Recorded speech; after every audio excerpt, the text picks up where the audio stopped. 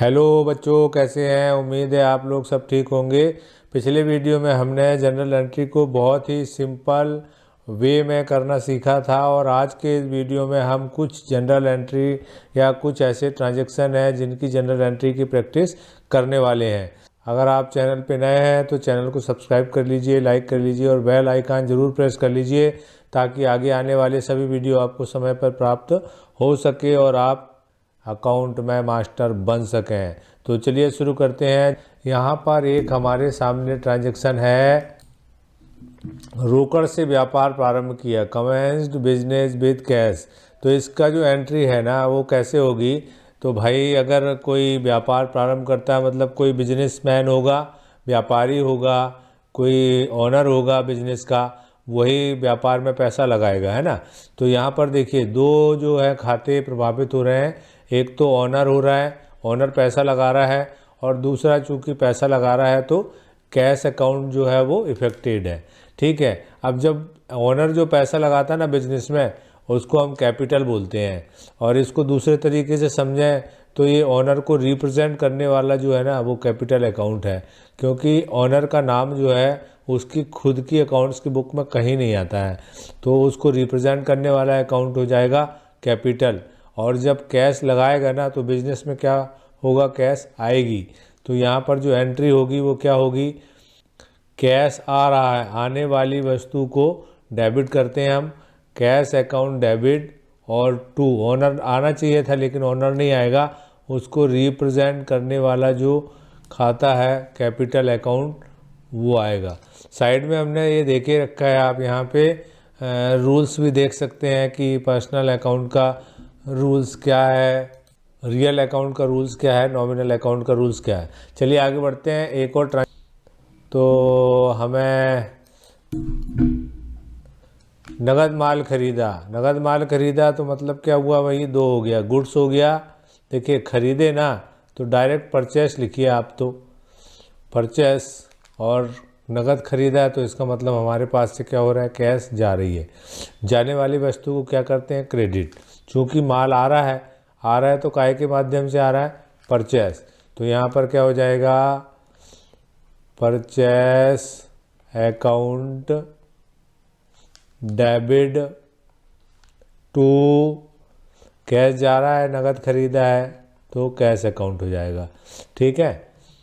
फिर सुभाष से माल खरीदा, देखिए यहाँ पे सुभाष से माल खरीदा मतलब ये जो है ना नगद नहीं खरीदा है, ये सुभाष का नाम लिखा है, इसका मतलब ये जो है क्रेडिट में लिया हुआ है। तो सुभाष से माल खरीद, सुभाष जो है वो गिवर है, देने वाला है, तो इसका खाता तो क्या हो जाएगा, क्रेडिट हो जाएगा। और गुड्स आ रहा है, आ रहा है मतलब गुड्स आ रहा है, काय के माध्यम से आ रहा है, परचेस। तो कौन सा अकाउंट आ जाएगा यहाँ पे, परचेस। खरीदते हैं तो परचेस, तो यहाँ पर हो जाएगा परचेस्ड अकाउंट डेबिट टू, किससे खरीद रहा है, या तो अगर नगद खरीदता तो कैश आ जाता, किससे खरीद रहा है, सुभाष से खरीद रहा है, इसलिए सुभाष अकाउंट आ जाएगा। ठीक है। नेक्स्ट एंट्री है मशीन खरीदी। देखिए भाई जिससे खरीदा है उसका नाम नहीं लिखा है, इसका मतलब ये जो ट्रांजैक्शन है ना ये भी कैश ट्रांजैक्शन है, ये ध्यान रखना है हमको। तो मशीन खरीदा तो मशीन जो है हमारे पास में आ रही है, आने वाली वस्तु को हम क्या करते हैं भाई, डेबिट करते हैं, मशीन अकाउंट डेबिट। अब नगद खरीदा तो पैसा जाएगा ना, तो to cash account. Okay. Next transaction furniture खरीदा, व्हाट फर्नीचर, भाई फर्नीचर आ रहा है, फर्नीचर अकाउंट डेबिट, आने वाली वस्तु जो है वो डेबिट होती है, फर्नीचर अकाउंट डेबिट टू नगद खरीदा है तो टू कैश अकाउंट। नेक्स्ट है चेतन को माल बेचा। तो यहाँ पर चेतन को माल बेचा का मतलब ये है कि अगर चेतन का नाम लिखा है और कैश नहीं लिखा है तो इसका मतलब ये जो ट्रांजैक्शन है ये क्रेडिट है। तो जो चेतन है वो रिसीवर है, पाने वाले का खाता हमेशा डेबिट होता है, तो यहाँ पर आ जाएगा चेतन अकाउंट डेबिट टू माल बेचा है ना, बेचने के लिए गुड्स है, गुड्स जा रहा है हमारे पास से, लेकिन कौन से माध्यम से जा रहा है, सेल्स। तो यहाँ पर हो जाएगा टू सेल्स अकाउंट। ओके। चलिए, सुभाष को माल वापस किया, goods return to Subhash. Subhash से माल खरीदा था हमने, तो हमने जो एंट्री की थी वो की थी purchase account debit to Subhash account. तो यहाँ पर सुभाष को हम माल वापस कर रहे हैं, रिटर्न कर रहे हैं। तो सुभाष जो है ना वो रिसीवर है, और हमारे पास से क्या हो रहा है, माल वापस जा रहा है। तो यहाँ पर सुभाष जो है रिसीवर है, तो ये क्या हो जाएगा, सुभाष अकाउंट डेबिट। लेकिन ये जो माल वापस जा रहा है ना, ये किस लिए जा रहा है, क्योंकि हम रिटर्न कर रहे हैं। और रिटर्न क्यों कर रहे हैं, क्योंकि हमने इसके पहले इससे ख़रीदा था। तो इसका मतलब ये जो है ना परचेज रिटर्न है, तो ये क्रय वापसी। तो यहाँ पर क्या आएगा, purchased return account to purchase return account. ठीक है, क्रय वापसी खाते से। ठीक, नगद माल बेचा, नगद माल बेचा में क्या हुआ, नगद मतलब क्या हो गया, कैश। माल मतलब गुड्स, कैश। नगद माल बेचेंगे तो कैश क्या होगी हमारे पास आएगी, और जो गुड्स जो है ना वो हमारे पास से क्या होगा, गोज आउट। लेकिन ये काय के किस लिए जा रहा है, क्योंकि हम सेल कर रहे हैं, बेच रहे हैं। तो यहाँ पर क्या हो जाएगा, कैश आ रही है ना, तो कैश अकाउंट डेबिट टू कौन से अकाउंट से पैसा मिल रहा है हमको, सेल्स अकाउंट से। ओके, नेक्स्ट है चेतन से माल वापस आया। देखिए भाई, हमने चेतन को माल बेचा था, अब उसने हमें वापस कर दिया है ना। तो यहाँ पर एक अकाउंट तो हो गया गुड्स, और दूसरा क्या हो गया, चेतन। अब गुड्स जो है ना हमारे पास वापस आ रहा है, मतलब आ रहा है। अब यहाँ हमें ये देखना है कि क्यों आ रहा है। तो सबसे पहले तो हम देखेंगे कि जो चेतन है ना वो गिवर है, हमें माल कौन दे रहा है, चेतन दे रहा है। लेकिन हमने चेतन को माल बेचा था, तो यहाँ पर जब बेचा था तो हमने सेल्स अकाउंट लिखा था।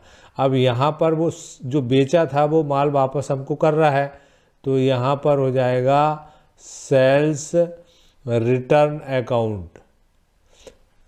तो यहाँ पर आने वाली जो वस्तु है वो माल है, लेकिन वो किस लिए आ रही है, क्योंकि सेल्स रिटर्न हो रहा है। तो यहाँ पर हो जाएगा sales return account debit to किससे, चेतन से। देखिए, अभी जब हमने उसको माल बेचा था ना, तो माल बेचा था किसको, चेतन को। तो क्या एंट्री की होगी हमने, चेतन अकाउंट डेबिट और टू सेल्स अकाउंट किया था। तो भाई देखो, परचेस अकाउंट डेबिट होता है ना, तो परचेस रिटर्न क्रेडिट होता है ना। परचेस यहाँ पर समझ लो अच्छे से, परचेस्ड अकाउंट क्या होता है, डेबिट होता है। तो भाई परचेस रिटर्न अकाउंट क्या हो जाएगा, परचेज रिटर्न अकाउंट हो जाएगा क्रेडिट। ठीक है, ये ध्यान रखना है। परचेज अकाउंट डेबिट, तो परचेज रिटर्न अकाउंट क्या हो जाएगा, क्रेडिट। और अगर सेल्स अकाउंट दिया है, सेल्स अकाउंट जो है ना वो हमेशा क्रेडिट होता है, तो सेल्स रिटर्न अकाउंट क्या हो जाएगा, सेल्स रिटर्न अकाउंट हो जाएगा भाई डेबिट। ये आप थोड़ा सा फार्मूला समझ लेंगे तो कोई दिक्कत नहीं होगी। सुभाष को रोकड़ दी, तो यहाँ पर भाई दो अकाउंट है, एक तो हो गया भाई सुभाष और दूसरा हो गया भाई कैश।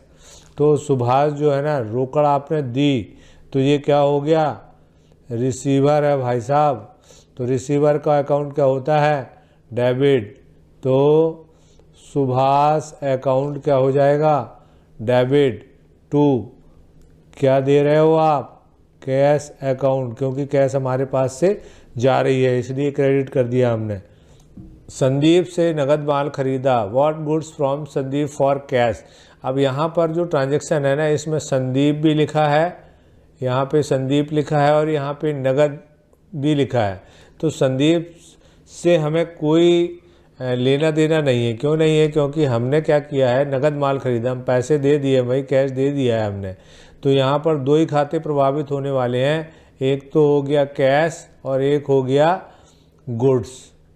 अब कैश जो है ना, नगद माल खरीदोगे तो कैश क्या होगी, जाएगी, बाहर जाएगी हमारे पास से, और जाने वाली वस्तु क्या होती है, क्रेडिट होती है। और माल खरीदा तो माल हमारे पास क्या हो रहा है, आ रहा है, लेकिन किस लिए आ रहा है, क्योंकि हम क्या कर रहे हैं, परचेस कर रहे हैं, है ना, परचेस कर रहे हैं। तो यहाँ पर क्या हो जाएगा,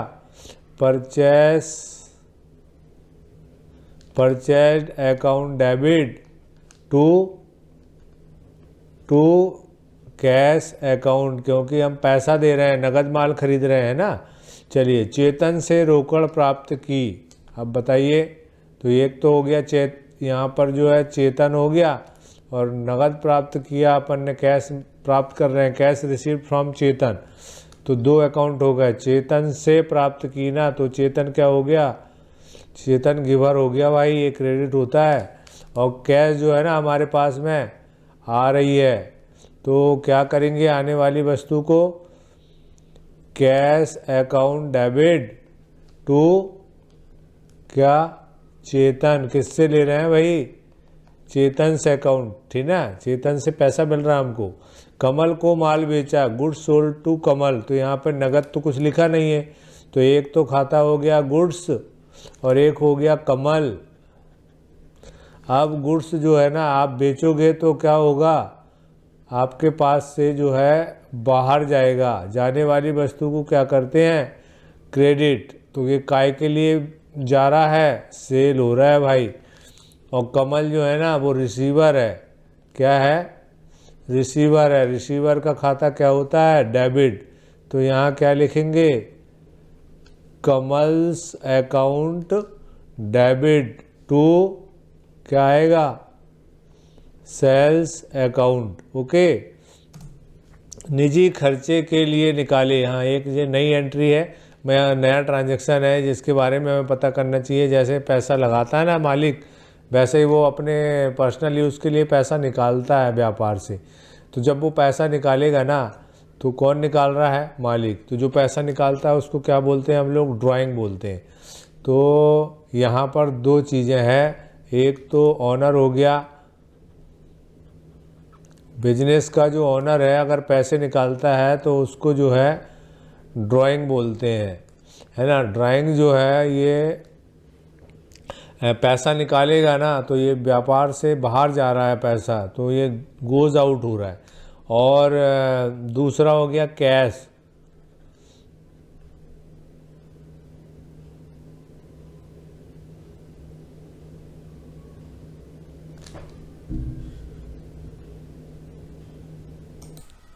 चलो एक और ट्रांजैक्शन देखते हैं। निजी खर्चे के लिए निकाले, cash withdrawn for personal use. कौन निकालेगा भाई, मालिक निकालेगा ना, ओनर, है ना।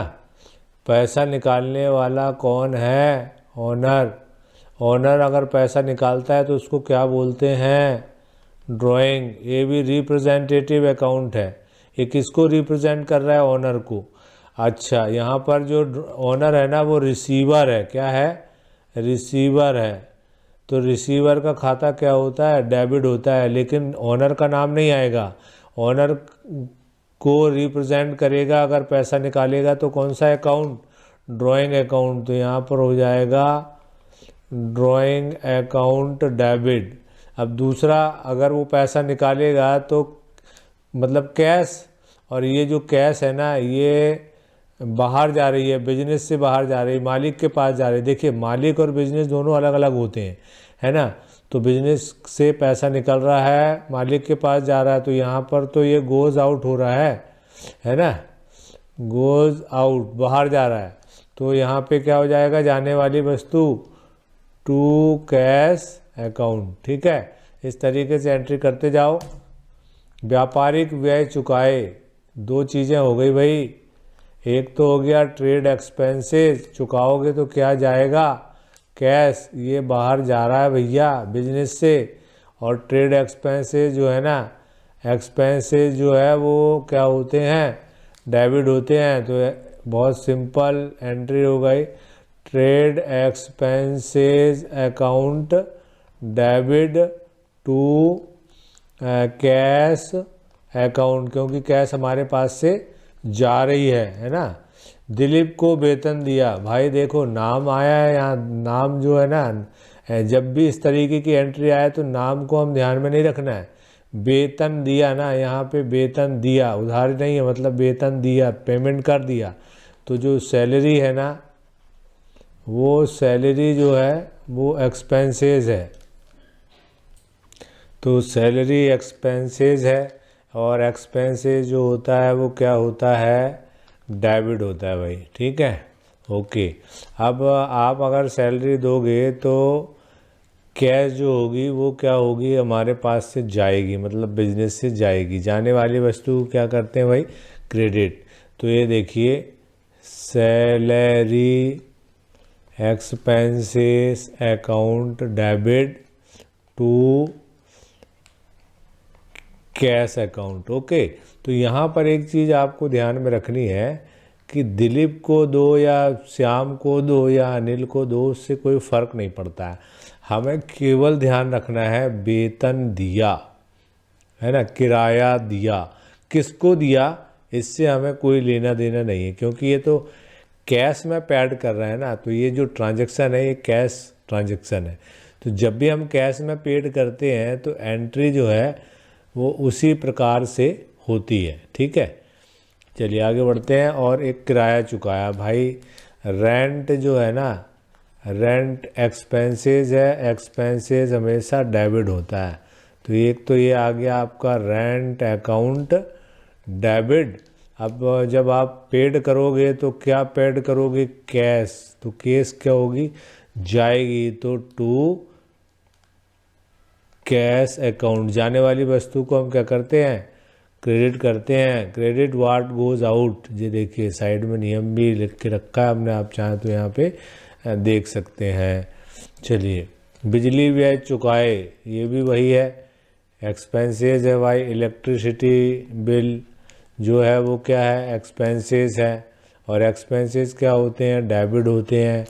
कैश क्या होगी भाई, जाएगी, तो जाने वाली वस्तु क्या होती है, क्रेडिट। तो यहाँ पे आ गया electricity expenses, expenses debit to cash account. Okay, चलिए, तो उम्मीद है आपको बहुत ही अच्छे तरीके से समझ में आया होगा। अगले वीडियो में फिर मिलते हैं नई नई चीज़ों को लेके, और जनरल एंट्री के बारे में हम बात करेंगे कि ऐसी कौन कौन सी चीज़ें हैं जिनको ध्यान में रखनी चाहिए, ऐसी कौन कौन सी बातें हैं जिनको ध्यान में रखनी चाहिए ताकि जनरल एंट्री गड़बड़ ना हो। और कुछ कॉम्प्लिकेटेड और कुछ चुनिंदा जनरल एंट्री को भी हम देखने वाले हैं। तो थैंक यू, धन्यवाद।